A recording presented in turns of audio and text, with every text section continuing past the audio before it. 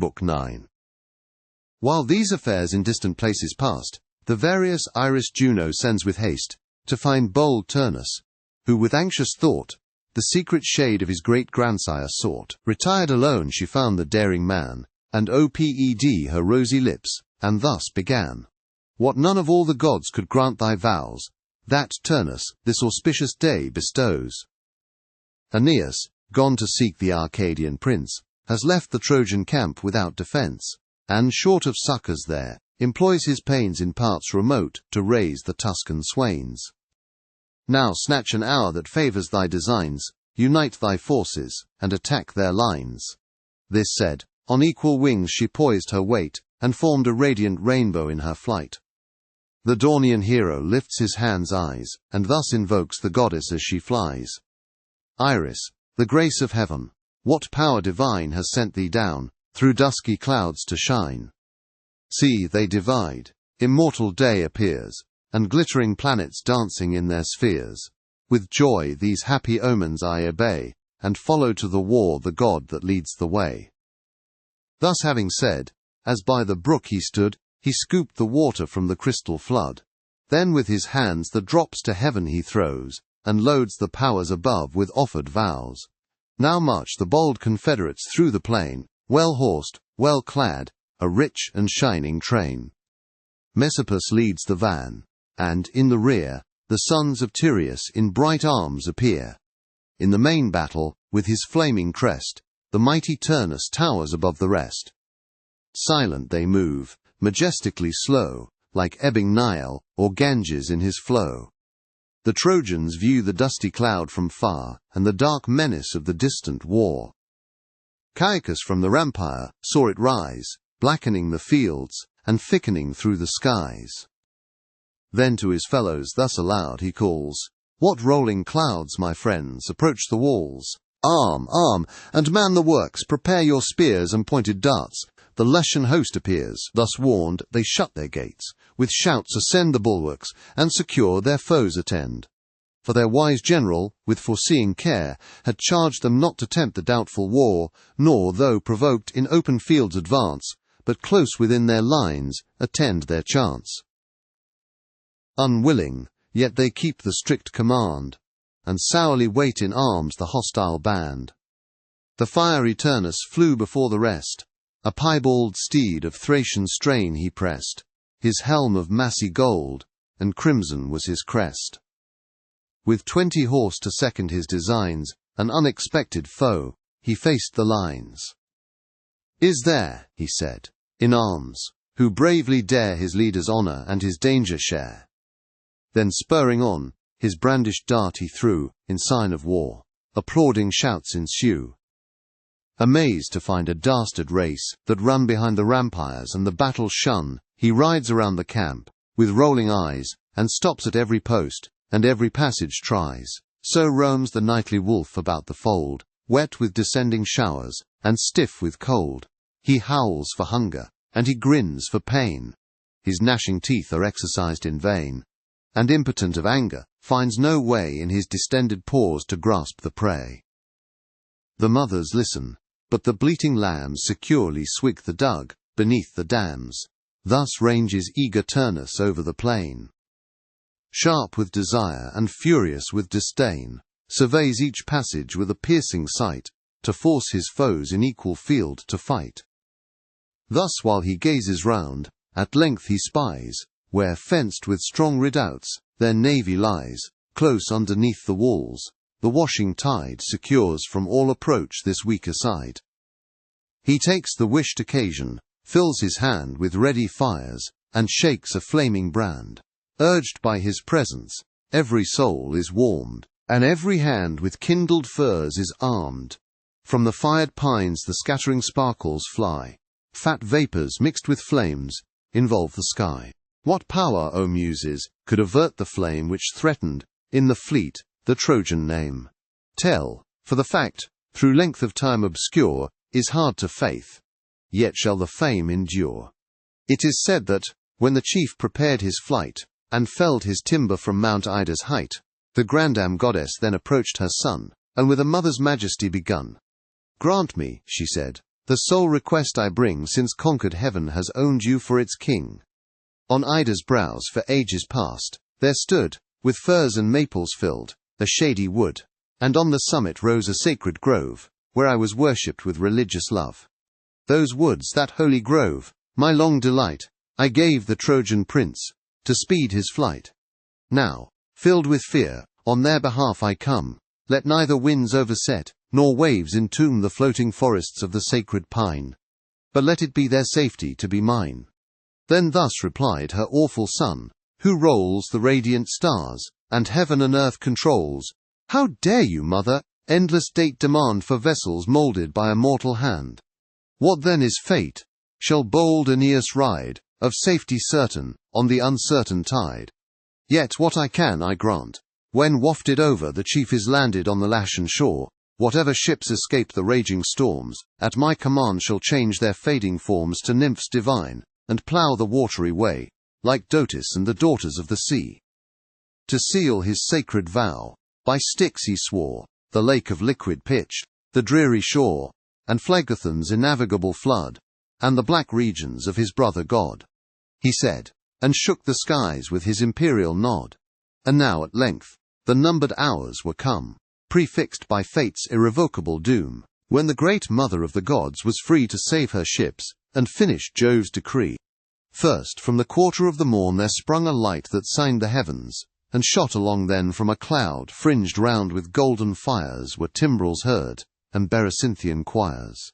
And last, a voice, with more than mortal sounds, both hosts, in arms opposed, with equal horror wounds. O Trojan race, your needless aid forbear, and know, my ships are my peculiar care. With greater ease the bold Rutulian may, with hissing brands, attempt to burn the sea, than singe my sacred pines. But you, my charge, loosed from your crooked anchors, launch at large, exalted each a nymph, forsake the sand, and swim the seas, at Cybele's command. No sooner had the goddess ceased to speak, when, lo! the obedient ships their hawsers break, and strange to tell, like dolphins, in the main they plunge their prows, and dive, and spring again, as many beauteous maids the billows sweep, as rode before tall vessels on the deep. The foes, surprised with wonder, stood aghast. Messapus curbed his fiery courser's haste, old Tiber roared, and raising up his head, called back his waters to their oozy bed. Turnus alone, undaunted, bore the shock, and with these words his trembling troops bespoke, "These monsters for the Trojans, fate are meant, and are by Jove for black presages sent. He takes the cowards, last relief away, for fly they cannot, and constrained to stay, must yield unfought, a base inglorious prey. The liquid half of all the globe is lost. Heaven shuts the seas, and we secure the coast. Theirs is no more than that small spot of ground which myriads of our martial men surround. Their fates I fear not, or vain oracles. It was given to Venus they should cross the seas, and land secure upon the Latian plains. Their promised hour is past, and mine remains. It is in the fate of Turnus to destroy, with sword and fire, the faithless race of Troy.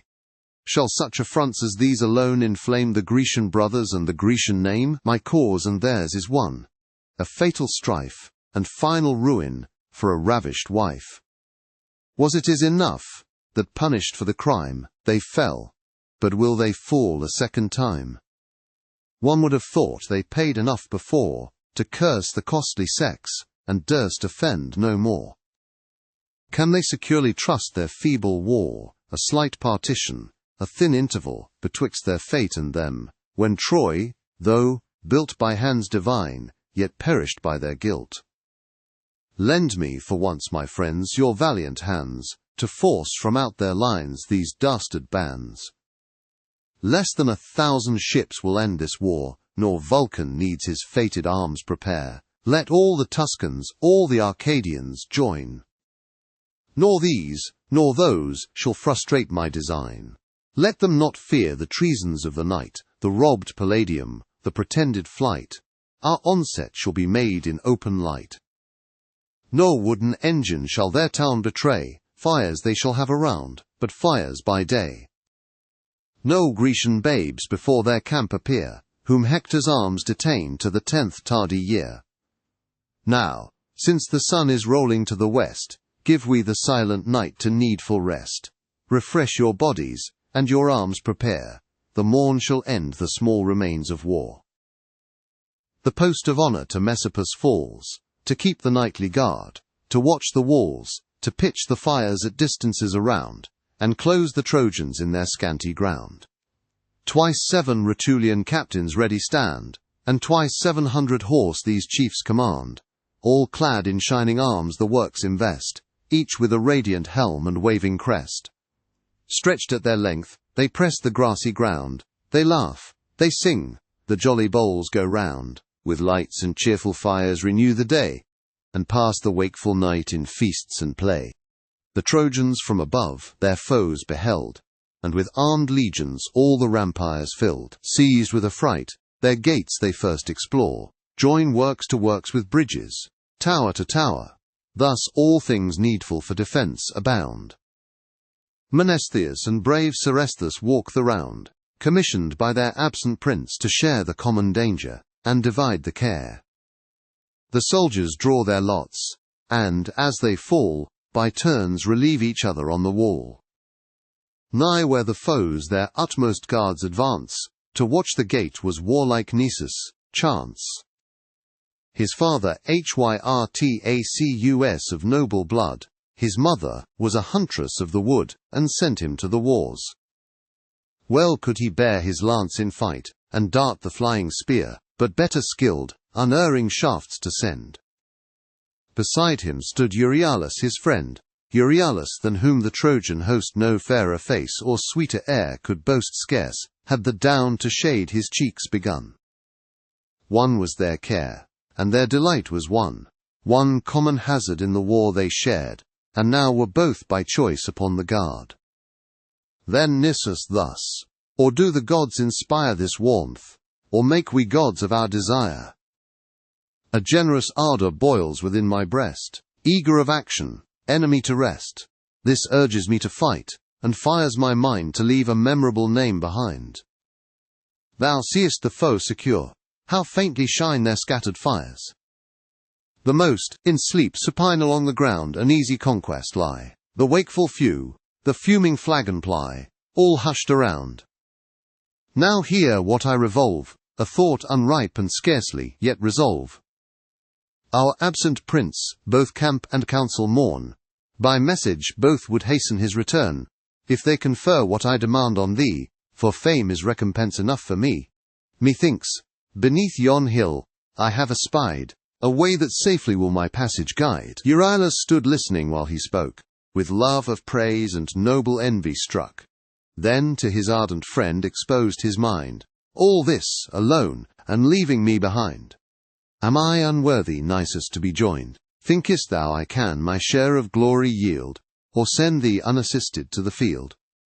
Not so my father taught my childhood arms, born in a siege, and bred among alarms. Nor is my youth unworthy of my friend, nor of the heaven-born hero I attend. The thing called life, with ease I can disclaim, and think it oversold, to purchase fame. Then, Nisus thus, alas, thy tender years would minister new matter to my fears. So may the gods who view this friendly strife, restore me to thy loved embrace with life, condemned to pay my vows, as sure I trust. This thy request is cruel and unjust. But if some chance, as many chances are, and doubtful hazards, in the deeds of war, if one should reach my head, there let it fall and spare thy life. I would not perish all. Thy bloomy youth deserves a longer date. Live thou to mourn thy love's unhappy fate, to bear my mangled body from the foe, or buy it back, and funeral rites bestow. Or, if hard fortune shall those dues deny, thou canst at least an empty tomb supply. O let not me the widow's tears renew, nor let a mother's curse my name pursue. Thy pious parent, who for love of thee forsook the coasts of friendly Sicily, her age committing to the seas and wind, when every weary matron stayed behind. To this Euryalus, you plead in vain, and but protract the cause you cannot gain. No more delays, but haste.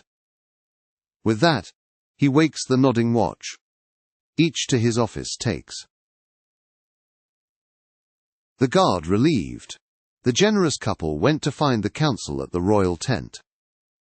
All creatures else forgot their daily care, and sleep, the common gift of nature, share, except the Trojan peers, who wakeful sat, in nightly council for the endangered state. They vote a message to their absent chief, show their distress, and beg a swift relief.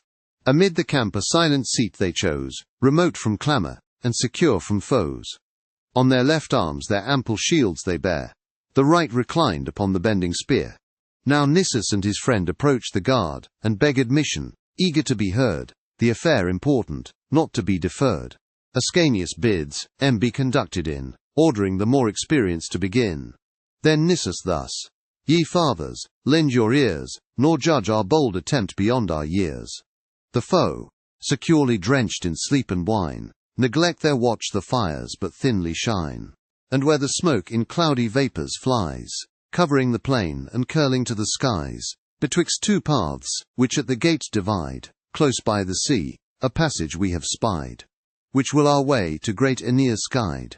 Expect each hour to see him safe again, loaded with spoils of foes in battle slain. Snatch we the lucky minute while we may, nor can we be mistaken in the way. For, hunting in the vale, we both have seen the rising turrets, and the stream between, and know the winding course with every ford. He ceased, and old Alethes took the word. Our country gods, in whom our trust we place, will yet from ruin save the Trojan race, while we behold such dauntless worth appear in dawning youth, and soul so void of fear. Then into tears of joy the father broke, each in his longing arms by turns he took, panted and paused, and thus again he spoke. Ye brave young men, what equal gifts can we in recompense of such desert decree? The greatest, sure and best you can receive, the gods and your own conscious worth will give. The rest our grateful general will bestow, and young Ascanius till his manhood owe. And I, whose welfare in my father lies, Ascanius adds, by the great deities, by my dear country, by my household gods, by hoary Vesta's rites and dark abodes, adjure you both, on you my fortune stands, that, and my faith I plight into your hands, make me but happy in his safe return, whose wonted presence I can only mourn. Your common gift shall 2 large goblets be of silver, wrought with curious imagery, and high embossed, which when old Priam reigned, my conquering sire at Sactarisba gained, and more, 2 tripods cast in antique mould, with 2 great talents of the finest gold, beside a costly bowl, engraved with art, which Dido gave, when first she gave her heart. But, if in conquered Italy we reign, when spoils by lot the victor shall obtain, thou say west the courser by proud Turnus pressed, that Nisus and his arms, and nodding crest and shield from chance exempt, shall be thy share. 12 labouring slaves, 12 handmaids young and fair, all clad in rich attire, and trained with care. And last, a Latian field with fruitful plains, and a large portion of the king's domains. But thou, whose years are more to mine allied, no fate my vowed affection shall divide from thee, heroic youth. Be wholly mine, take full possession, all my soul is thine. One faith, one fame, one fate shall both attend, my life's companion, and my bosom friend. My peace shall be committed to thy care, and to thy conduct, my concerns in war. Then thus the young Euryalus replied, Whatever fortune, good or bad, betide, the same shall be my age, as now my youth. No time shall find me wanting to my truth. This only from your goodness let me gain, and this ungranted, all rewards are vain. Of Priam's royal race my mother came, and sure the best that ever bore the name, whom neither Troy nor Sicily could hold from me departing. But, overspent and old, my fate she followed. Ignorant of this, whatever danger, neither parting kiss, nor pious blessing taken, her I leave, and in this only act of all my life deceive. By this right hand and conscious night I swear, my soul so sad a farewell could not bear. Be you her comfort, fill my vacant place, permit me to presume so great a grace. Support her age, forsaken and distressed. That hope alone will fortify my breast against the worst of fortunes, and of fears," he said. The moved assistants melt in tears. Then thus Ascanius, wonderstruck to see that image of his filial piety. "So great beginnings, in so green an age, exact the faith which I again engage. Thy mother all the Jews shall justly claim, Creusa had, and only want the name. Whatever event thy bold attempt shall have, it is merit to have borne a son so brave. Now by my head a sacred oath I swear, my father used it, what returning here crowned with success, I for thyself prepare, that if thou fail, shall thy loved mother share." He said, and weeping, while he spoke the word, from his broad belt he drew a shining sword, magnificent with gold. Lycaon made, and in an ivory scabbard sheathed the blade. This was his gift.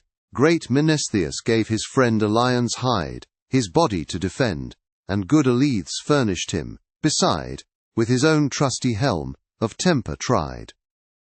Thus armed they went, the noble Trojans wait their issuing forth, and follow to the gate with prayers and vows. Above the rest appears Ascanius, manly far beyond his years, and messages committed to their care, which all in winds were lost, and flitting air. The trenches first they passed, then took their way, where their proud foes in pitched pavilions lay, to many fatal, ere themselves were slain. They found the careless host dispersed upon the plain, who gorged, and drunk with wine, supinely snore. Unharnessed chariots stand along the shore, amidst the wheels and reins, the goblet by, a medley of debauch and war, they lie. Observing Nisus showed his friend the sight. "Behold, a conquest gained without a fight, occasion offers, and I stand prepared. There lies our way. Be thou upon the guard and look around, while I securely go, and hew a passage through the sleeping foe." Softly he spoke, then striding took his way, with his drawn sword where haughty Rhamnus lay, his head raised high on tapestry beneath, and heaving from his breast, he drew his breath. A king and prophet, by King Turnus loved, but fate by prescience cannot be removed. Him and his sleeping slaves he slew, then spies where Remus with his rich retinue lies. His armour-bearer first, and next he kills his charioteer, entrenched betwixt the wheels, and his loved horses last invades their lord full on his neck. He drives the fatal sword, the gasping head flies off. A purple flood flows from the trunk, that welters in the blood, which, by the spurning heels dispersed around, the bed besprinkles and bedews the ground. Lamus the bold, and Lamorus the strong he slew, and then Serranus fair and young. From dice and wine the youth retired to rest, and puffed the fumy god from out his breast. Even then he dreamt of drink and lucky play, more lucky, had it lasted till the day. The famished lion thus, with hunger bold, overleaps the fences of the nightly fold, and tears the peaceful flocks, with silent awe trembling they lie, and pant beneath his paw. Nor with less rage Euryalus employs the wrathful sword, or fewer foes destroys, but on the ignoble crowd his fury flew. He Phadus, Hebesus, and Rhetus slew.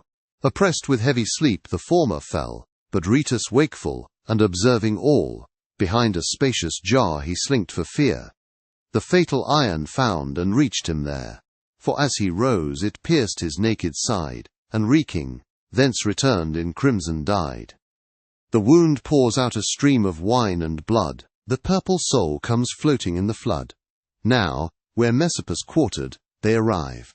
The fires were fainting there, and just alive, the warrior horses tied in order, fed. Nisus observed the discipline, and said, "Our eager thirst of blood may both betray, and see the scattered streaks of dawning day, foe to nocturnal thefts.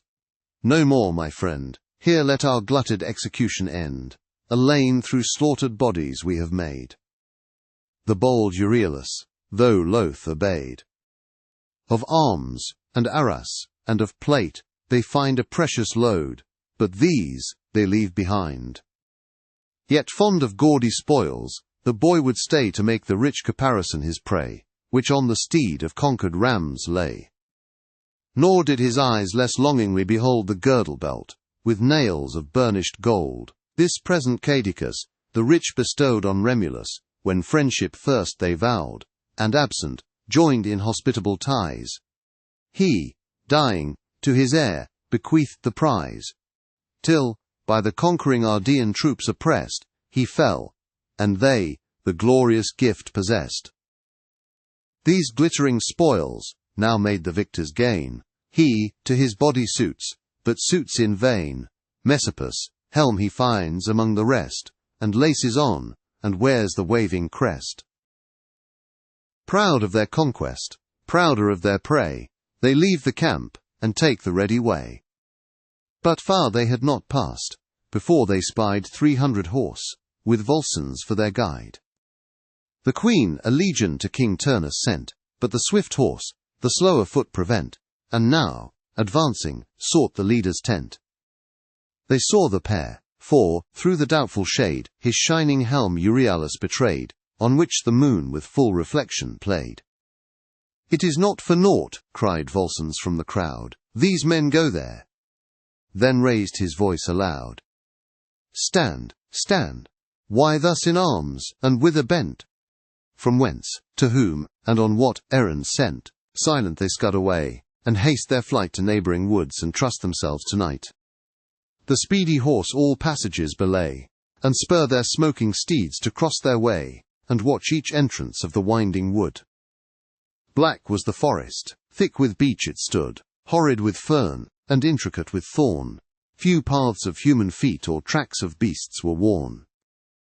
The darkness of the shades, his heavy prey and fear, misled the younger from his way, but Nisus hit the turns with happier haste, and, thoughtless of his friend, the forest passed, and Alban plains, from Alba's name so called, where King Latinus then his oxen stalled, till, turning at the length, he stood his ground, and missed his friend, and cast his eyes around. "Ah, wretch!" he cried, "where have I left behind the unhappy youth? Where shall I hope to find, or what way take?" Again he ventures back, and treads the mazes of his former track.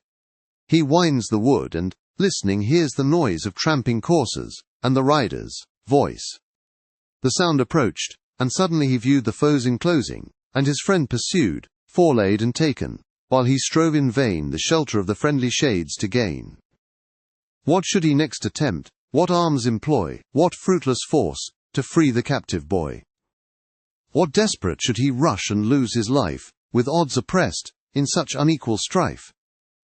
Resolved at length, his pointed spear he shook, and, casting on the moon a mournful look, "Guardian of groves and goddess of the night, fair queen," he said, "direct my dart aright.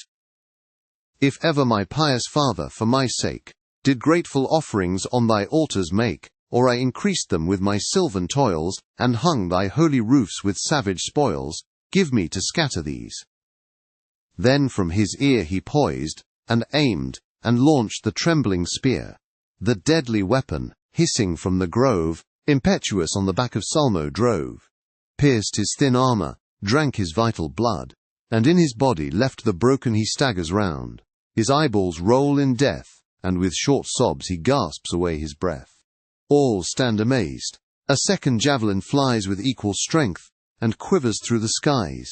This through thy temples, Tagus, forced the way, and in the brainpan warmly buried lay. Fierce Volscens foams with rage, and, gazing round, descried not him who gave the fatal wound, nor knew to fix revenge.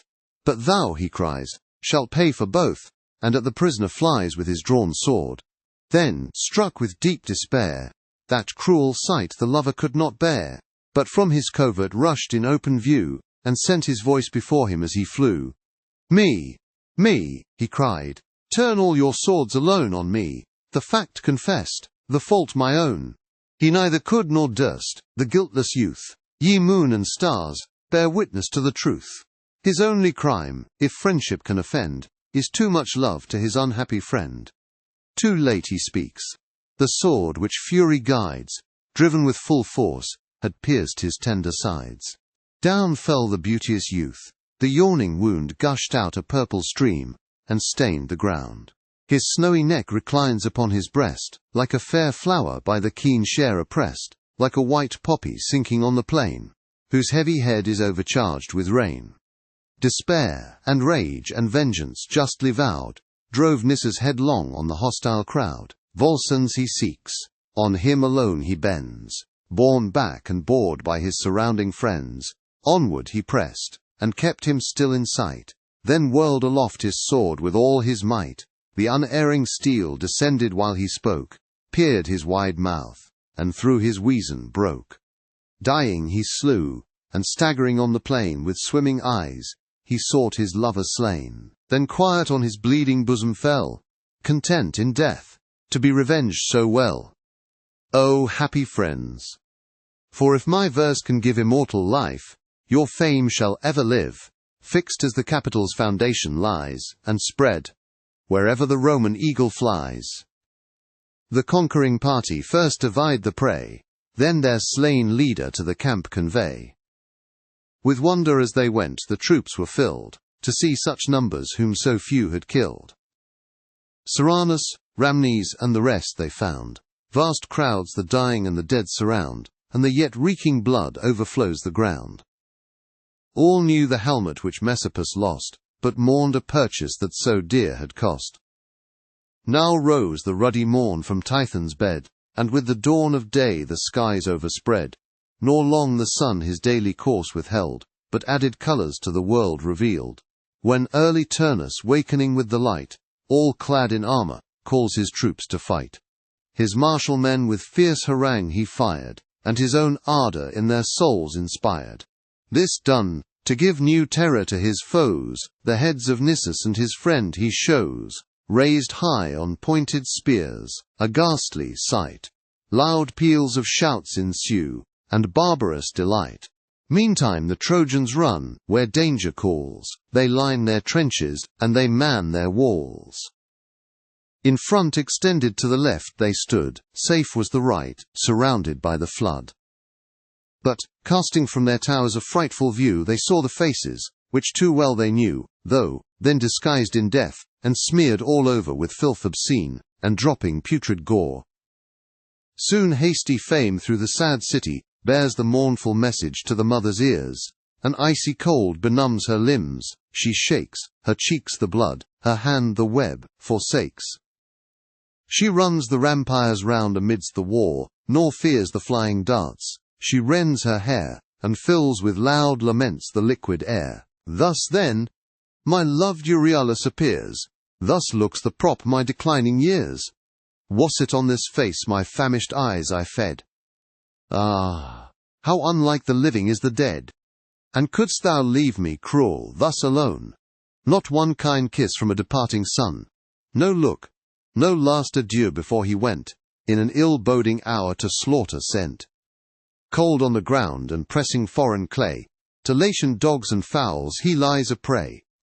Nor was I near to close his dying eyes, to wash his wounds, to weep his obsequies, to call about his corpse his crying friends, or spread the mantle, made for other ends, on his dear body, which I wove with care, nor did my daily pains or nightly labour spare. Where shall I find his corpse? What earth sustains his trunk dismembered, and his cold remains? For this, alas, I left my needful ease, exposed my life to winds and winter seas. If any pity touch Rutulian hearts, here empty all your quivers, all your darts, or if they fail, thou, Jove, conclude my woe, and send me thunderstruck to shades below. Her shrieks and clamours pierce the Trojans' ears, unman their courage, and augment their fears. Nor young Ascanius could the sight sustain, nor old Ilioneus his tears restrain, but Actor and Idaeus jointly sent, to bear the madding mother to her tent. And now the trumpets terribly, from far, with rattling clangour, rouse the sleepy war. The soldiers' shouts succeed the brazen sounds, and heaven, from pole to pole, the noise rebounds. The Volscians bear their shields upon their head, and rushing forward, form a moving shed. These fill the ditch, Those pull the bulwarks down, some raise the ladders, others scale the town. But, where void spaces on the walls appear, or thin defence, they pour their forces there. With poles and missive weapons, from afar, the Trojans keep aloof the rising war. Taught, by their 10 years, siege, defensive fight, they roll down ribs of rocks, an unresisted weight, to break the penthouse with the ponderous blow, which yet the patient Volscians undergo, but could not bear the unequal combat long, for, where the Trojans find the thickest throng, the ruin falls. Their shattered shields give way, and their crushed heads become an easy prey. They shrink for fear, abated of their rage, nor longer dare in a blind fight engage, contented now to gore them from below with darts and slings, and with the distant bow. Elsewhere, Mezentius, terrible to view, a blazing pine within the trenches threw. But brave Messapus, Neptune's warlike son, broke down the palisades, the trenches won, and loud for ladders calls to scale the town. Calliope, begin! Ye sacred 9, inspire your poet in his high design, to sing what slaughter manly Turnus made, what souls he sent below the Stygian shade, what fame the soldiers with their captain share, and the vast circuit of the fatal war for you in singing martial facts excel. You best remember, and alone can tell. There stood a tower, amazing to the sight, built up of beams and of stupendous height. Art, and the nature of the place, conspired to furnish all the strength that war required. To level this, the bold Italians join, the wary Trojans obviate their design, with weighty stones overwhelm their troops below, shoot through the loopholes, and sharp javelins throw. Turnus the chief, tossed from his thundering hand against the wooden walls, a flaming brand. It stuck, the fiery plague. The winds were high, the planks were seasoned, and the timber dry. Contagion caught the posts, it spread along, scorched, and to distance drove the scattered throng. The Trojans fled, the fire pursued amain, still gathering fast upon the trembling train, till, crowding to the corners of the wall, down the defence, and the defenders fall. The mighty floor makes heaven itself resound, the dead and dying Trojans strew the ground. The tower, that followed on the fallen crew, whelmed over their heads, and buried whom it slew. Some stuck upon the darts themselves had sent, all the same equal ruin underwent. Young Lycus and Helena only scape, saved how, they know not, from the steepy leap.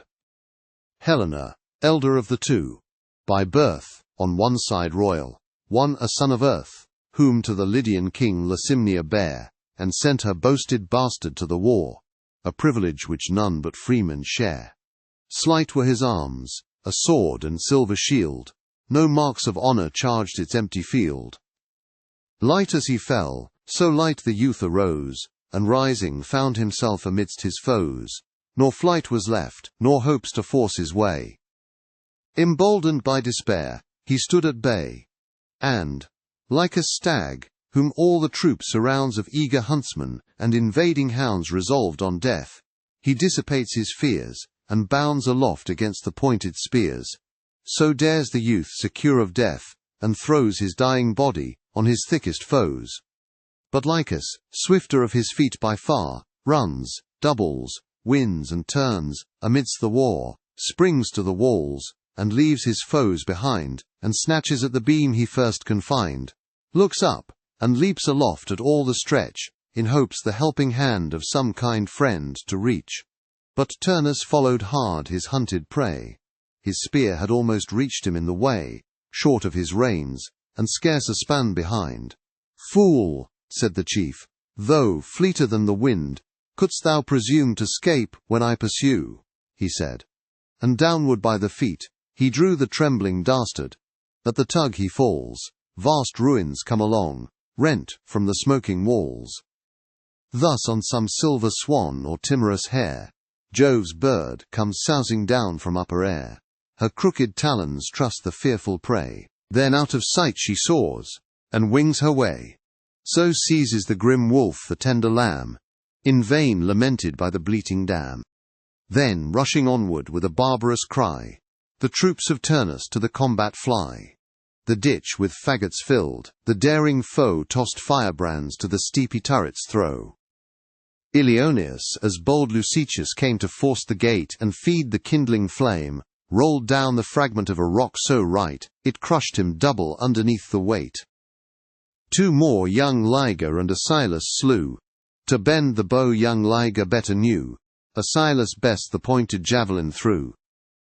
Brave Caeneus laid Ortygius on the plain, the victor Caeneus was by Turnus slain. By the same hand Clonius and Itys fall, Sagar and Ida, standing on the wall. From Capys' arms his fate Pravernus found, hurt by Thamila first, but slight the wound, his shield thrown by, to mitigate the smart, he clapped his hand upon the wounded part. The second shaft came swift and unespied, and pierced his hand, and nailed it to his side, transfixed his breathing lungs and beating heart, the soul came issuing out, and hissed against the dart.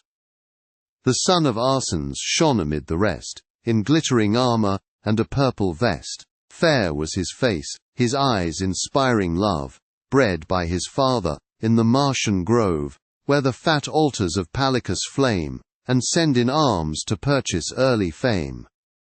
Him when he spied from far, the Tuscan king laid by the lance, and took him to the sling, thrice whirled the thong around his head and threw, the heated lead half melted as it flew, it pierced his hollow temples and his brain, the youth came tumbling down, and spurned the plain. Then young Ascanius, who before this day, was wont in woods to shoot the savage prey, first bent in martial strife the twanging bow, and exercised against a human foe, with this bereft Numanus of his life, who Turnus, younger sister, took to wife. Proud of his realm and of his royal bride, vaunting before his troops, and lengthened with a stride, in these insulting terms the Trojans he defied. Twice conquered cowards, now your shame is shown, cooped up a second time within your town, who dare not issue forth in open field, but hold your walls before you for a shield. Thus threat you war? Thus our alliance force? What gods, what madness, hither steered your course? You shall not find the sons of Atreus here, nor need the frauds of sly Ulysses fear. Strong from the cradle, of a sturdy brood, we bear our newborn infants to the flood. There bathed amid the stream, our boys we hold, with winter hardened, and inured to cold. They wake before the day to range the wood, kill ere they eat, nor taste unconquered food. No sports, but what belong to war they know, to break the stubborn colt, to bend the bow. Our youth, of labour patient, earn their bread, hardly they work, with frugal diet fed. From ploughs and harrows, sent to seek renown, they fight in fields, and storm the shaken town. No part of life from toils of war is free, no change in age, or difference in degree. We plough and till in arms, our oxen feel, instead of goads, the spur and pointed steel. The inverted lance makes furrows in the plain. Even time, that changes all, yet changes us in vain. The body, not the mind, nor can control the immortal vigour, or abate the soul. Our helms defend the young, disguise the grey, we live by plunder, and delight in prey. Your vests embroidered with rich purple shine, in sloth you glory, and in dances join. Your vests have sweeping sleeves, with female pride your turbants underneath your chins are tied. Go, Phrygians, to your Dindymus again. Go, less than women, in the shapes of men. Go, mixed with eunuchs, in the mother's rites, where with unequal sound the flute invites. Sing, dance and howl, by turns, in Ida's shade.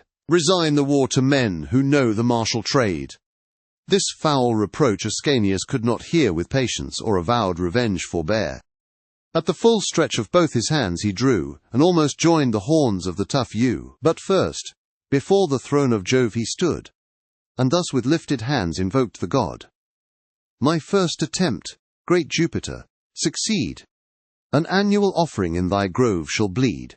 A snow-white steer, before thy altar led, who, like his mother, bears aloft his head, butts with his threatening brows, and bellowing stands, and dares the fight, and spurns the yellow sands.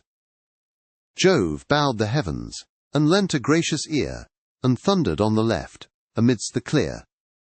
Sounded at once the bow, and swiftly flies the feathered death, and hisses through the skies. The steel through both his temples forced the way, extended on the ground Numanus lay. Go now, vain boaster, and true valour scorn. The Phrygians, twice subdued, yet make this third return. Ascanius said no more. The Trojans shake the heavens with shouting, and new vigour take. Apollo then bestrode a golden cloud, to view the feats of arms, and fighting crowd, and thus the beardless victor, he bespoke aloud. Advance, illustrious youth, increase in fame, and wide from east to west extend thy name. Offspring of gods thyself and Rome shall owe to thee a race of demigods below. This is the way to heaven. The powers divine from this beginning date the Julian line. To thee, to them, and their victorious heirs, the conquered war is due, and the vast world is theirs. Troy is too narrow for thy name, he said, and plunging downward shot his radiant head, dispelled the breathing air that broke his flight, shorn of his beams, a man to mortal sight. Old Bute's form he took, Anchises, squire, now left, to rule Ascanius, by his sire. His wrinkled visage, and his hoary hairs, his mien, his habit, and his arms, he wears, and thus salutes the boy, too forward for his years. Suffice it thee, thy father's worthy son, the warlike prize thou hast already won. The god of archers gives thy youth a part of his own praise, nor envies equal art. Now tempt the war no more, he said, and flew obscure in air and vanished from their view. The Trojans by his arms their patron know, and hear the twanging of his heavenly bow. Then duteous force they use and Phoebus name, to keep from fight the youth too fond of fame. Undaunted, they themselves no danger shun. From wall to wall the shouts and clamours run. They bend their bows, they whirl their slings around, heaps of spent arrows fall and strew the ground, and helms and shields and rattling arms resound. The combat thickens, like the storm that flies from westward, when the showery kids arise, or pattering hail comes pouring on the main, when Jupiter descends in hardened rain, or bellowing clouds burst with a stormy sound, and with an armed winter strew the ground. Pandarus and Bitias, thunderbolts of war, whom Hera to bold Alcanor bare on Ida's top, two youths of height and size like firs, that on their mother mountain rise, presuming on their force, the gates unbar, and of their own accord invite the war. With fates averse against their king's command, armed on the right and on the left they stand, and flank the passage, shining steel they wear, and waving crests above their heads appear. Thus two tall oaks, that Padus' banks adorn, lift up to heaven their leafy heads unshorn, and overpressed with nature's heavy load, dance to the whistling winds, and at each other nod. In flows a tide of Latians, when they see the gates set open, and the passage free, bold Quaesons, with rashed Morus, rushing on, Equicolus, that in bright armour shone, and Haemon first, but soon repulsed they fly. Or in the well-defended pass they die. These with success are fired, and those with rage, and each on equal terms at length engage, drawn from their lines, and issuing on the plain, the Trojans hand to hand the fight maintain. Fierce Turnus in another quarter fought, when suddenly the unhoped-for news was brought, the foes had left the fastness of their place, prevailed in fight, and had his men in chase. He quits the attack, and, to prevent their fate, runs where the giant brothers guard the gate. The first he met, Antiphates the brave, but base-begotten on a Theban slave, Sarpedon's son, he slew, the deadly dart found passage through his breast, and pierced his heart. Fixed in the wound the Italian cornel stood, warmed in his lungs, and in his vital blood. Aphidnus next, and Erymanthus dies, and Meropes, and the gigantic size of Bitias, threatening with his ardent eyes. Not by the feeble dart he fell oppressed, a dart were lost within that roomy breast, but from a knotted lance, large, heavy, strong, which roared like thunder as it whirled along. Not too bull hides the impetuous force withhold, nor coat of double mail, with scales of gold. Down sunk the monster bulk and pressed the ground, his arms and clattering shield on the vast body sound.